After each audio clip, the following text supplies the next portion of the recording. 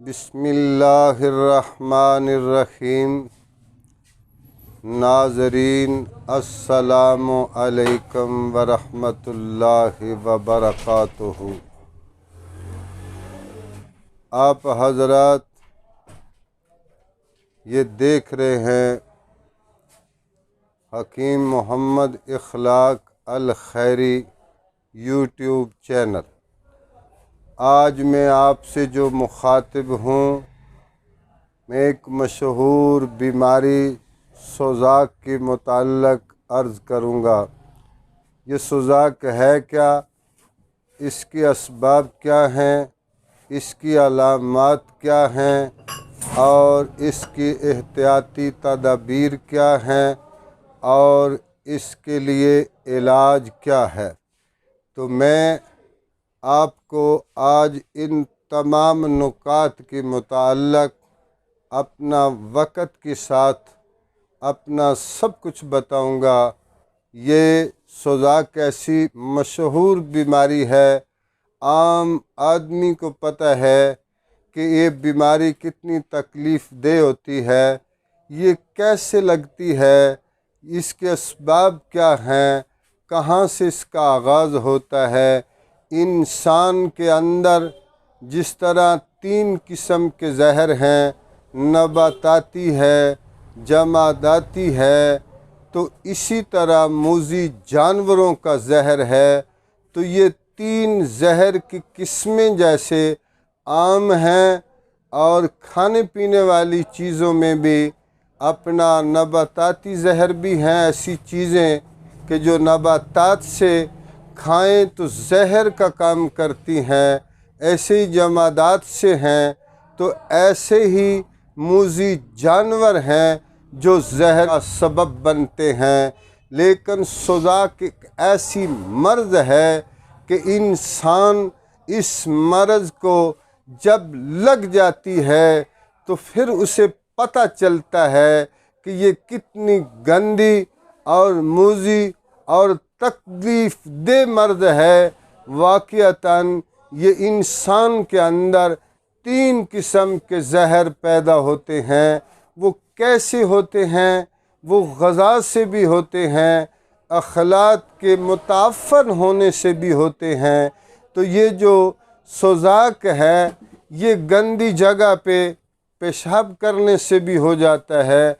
और जिस रात को जैसे अल्लाह रसूल ने अपनी मनकूहा बीवी के पास जाने से जिस मौके पे रोका है, उस पे इंसान गलती कर जाए तो फिर भी इस मर्ज़ का सबब बन जाता है, इस सोज़ाकी मर्ज़ का सबब बन जाता है। और इस मर्ज़ में इतनी तकलीफ़ होती है, बंदे को फिर पता चलता है जब उसे छोटा पेशाब आता है, उसका दिल करता है कि मुझे पेशाब ना आए, मैं पेशाब करने से पहले मर जाऊं तो अच्छा हूं। ये ऐसी मूज़ी मर्ज़ है, कोई मामूली मर्ज़ नहीं है। ये 2-4 दिन का मर्ज़ नहीं होता, ये 1 हफ्ते से 10 दिन तक इसकी पहली स्टेज होती है। और इसमें इतनी तकलीफ़ होती है, दर्द होती है और छोटे पेशाब में जलन होती है और नाली के अंदर दर्द होती है, ज़ख़म होता है और फिर खून आता है, पीप आती है। और जब वो ज़ख़म जो है मुज़मिल हो जाता है तो फिर तकलीफ़ तो कम हो जाती है, लेकिन उसके असरात जिस्म के अंदर फिर वो जिस्म में जाते हैं, जिस्म में तकलीफ़ का सबब बनते हैं।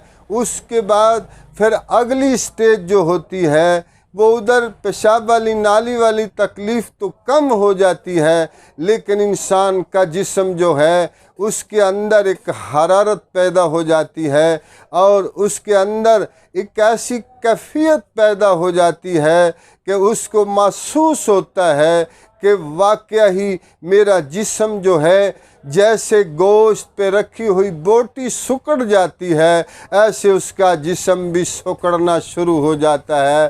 फिर उसके बाद अगली स्टेज जो होती है, और कई महीने नहीं, कई सालों तक इलाज न दुरुस्त होने की वजह से और अनाड़ी हुक्कामा से इलाज करवाते हैं लोग, वो इसके असबाब को नहीं जानते कि इसको कैसे रफ़ा करना है। और इसके जरासीम उसके जिस्म के अंदर, खून के अंदर जब मिल जाते हैं तो फिर और उसके बगाड़ पैदा होने शुरू हो जाते हैं उज़वी तौर पे।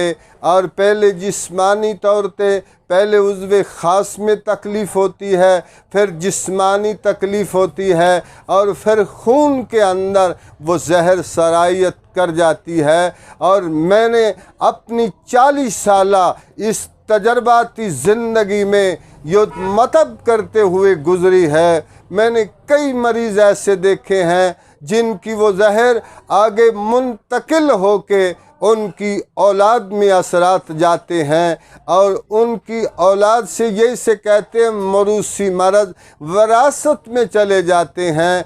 और इसी तरह ये मर्ज़ आगे आगे जिस बीवी के पास जाता है उसको भी लग जाता है। औलाद के पास औलाद जो पैदा होती है उसमें भी इसके असरात पैदा हो जाते हैं। दोस्तों, ये बहुत मुज़ी मर्ज़ है। अल्लाह के रसूल ने जिस काम से रोका है उस काम से रुक जाना चाहिए और इंसान को बर्दाश्त से काम लेना चाहिए। अल्लाह के रसूल ने और ये काम जो है ये इंसान की बेहतरी के लिए रोका है कि तुम्हारे बहुत बड़े नुकसान का सबब बनेगा। इसलिए उस आग से बच जाओ। जो इंसान बच जाता है उसकी ज़िंदगी में ऐसा मर्ज़ नहीं पैदा होता। और दूसरी बात ये है कि इनके अलावा भी जब खिल्लत, मैंने अर्ज़ किया था इब्तदा में, इखलात के असबाब से भी, जहरों के असबाब से भी, तो जब अखलात अपना एक खिल्लत होती है उसे सफ़रा कहते हैं हमारी ज़बान में। जब उसमें वो ज़्यादा बननी शुरू हो जाती है तो वो उसमें ठहर जाती है आज़ा में, फिर मुताफ़न हो जाती है। उसके ताफ़न से जो अपना पूरे जिस्म में, जैसे मैं पहले अर्ज़ कर चुका हूँ, पहले उज़्व ख़ास में, फिर जिस्मानी तौर पर, फिर खून में मिलकर अपने नुकसानात का इज़हार करती है। दोस्तों, इस बीमारी के जब असबाब तुम्हें अलामात ज़ाहिर हों, पेशाब सख्त दर्द के साथ आ रहा हो, पेशाब में खून आ रहा हो, पेशाब में जलन के साथ पीप आ रही हो, और पेशाब करना पेशाब करना तुम्हारे लिए तकलीफ़ का सबब बने, तो उस वक़्त तुम्हें महसूस हो जाना चाहिए कि मुझे ये मर्ज़ जो है, मुझी मर्ज़ में मैं मुब्तला हो गया हूँ। अगर किसी सही मुआलज से इलाज कराने से पहले मैंने आपको अर्ज़ किया था कि मैं आपको इलामात भी बताऊँगा, इसके असबाब भी बताऊँगा, इसका इलाज भी बताऊँगा, एहतियाती तदबीर भी बताऊँगा। तो एहतियाती तदबीर में से ये क्या है कि एहतियाती तदबीर जो हैं उनमें से ये है, आप जितनी मसालादार और अपना चटपटी चीज़ें जो हैं और गोश्त वगैरह जो है उस सब को मना अपने ऊपर ममनू कर लाओ, उसको न खाओ, इस्तेमाल में न लाओ। और दूध की कच्ची लस्सी और चाय में पानी मिलाकर, बर्फ़ मिलाकर पियो, और दूध की कच्ची लस्सी बनाकर पियो। और फिर ये आम में आपके घर के इलाज और शरबत बजूरी है उसको पिएं, और ठंडी चीज़ें जो हैं वो इस्तेमाल में करें। और दूध चावल भी ले सकते हो, सालन वगैरह से परहेज़ करें। ये है एहतियाती तदबीर। और दूसरा, अपनी बीवी के पास ना जाओ। उस दौरान अगर शादीशुदा हो तो उस वक्त आप परहेज़ करो, उस दौरान जब तक तुम्हारा ये मर्ज़ ठीक नहीं होता। जब तुम्हारा मर्ज़ ठीक जब तक न हो उस वक्त तक अपनी मनकूहा बीवी के पास भी न जाओ, तो ताकि वो मर्ज़ में मुब्तला न हो जाए। खुदा न खास्ता अगर वो हामिला हो जाती है तुम्हारी औलाद ही इस मूजी मर्ज़ में मुब्तला हो जाएगी। इसलिए आप इससे एहतियात करें। ये एहतियाती तदाबीर थी और इसका इलाज जो है, इसका इलाज मैं आपको बता रहा हूँ और सिर्फ़ इसलिए बता रहा हूँ कि खिदमत खल्क़ के लिए अवामुन्नास अपना नुस्खे को इस मर्ज़ के लिए इस्तेमाल करके और फ़ायदा हासिल करो। और ये नुस्खा क्या है? मामूली सा नुस्खा है। इतना लंबा चौड़ा नुस्खा बताने का मैं आदी नहीं हूँ। 2-4 चीज़ें बताता हूँ जो आसानी से बन जाए। बाद लोग कहते हैं ये चीज़ मिलाओ, वो चीज़ मिलती नहीं है, कहीं बाज़ार से नहीं मिलती तो वो कहाँ से लाएगा? फिर वो मजबूर हो के रजू करता है। लेकिन मुआलिजीन जो होते हैं, ये जो दवाखाने वाले हैं, यूट्यूब चैनल वाले हैं, इनके पास माहिर तबीब भी हैं जो नुस्खाजात बनाकर लोगों को अपना अर्ज़ा सस्ते रेट पर और मुख्तलिफ़ मुल्क के अपना कोने कोने में पहुँचा रहे हैं। किस लिए? इनका मकसूद फ़कत अल्लाह की मखलूक की खिदमत करना है। चार्जेस तो होते हैं, लेकिन जो लोग बहुत सारे लोगों से पैसे बटोरते हैं उस हिसाब से नहीं होते। आप नुस्खा नोट कर लो। ये 2 चीज़ें हैं। एक है अजवैन। अजवैन 4 किस्मों की होती है। आपने अजवैन देसी लेनी है और इस 100 ग्राम ले लें। 100 ग्राम लोबान काम धुनी वाला होता है, एक लोबान अच्छी किस्म का होता है। आप कहेंगे आप भी तो ऐसे ही उस चीज़ का नाम ले रहे हैं जो हमें मालूम नहीं है।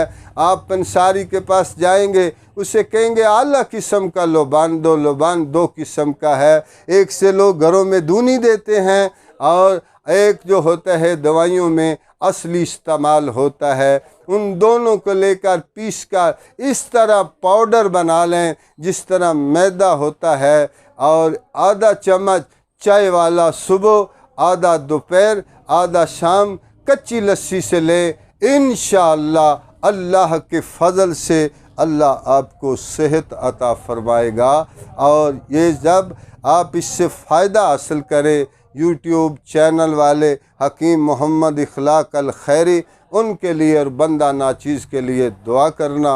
व आखिर दावाना अल्हम्दुलिल्लाहि रब्बिल आलमीन।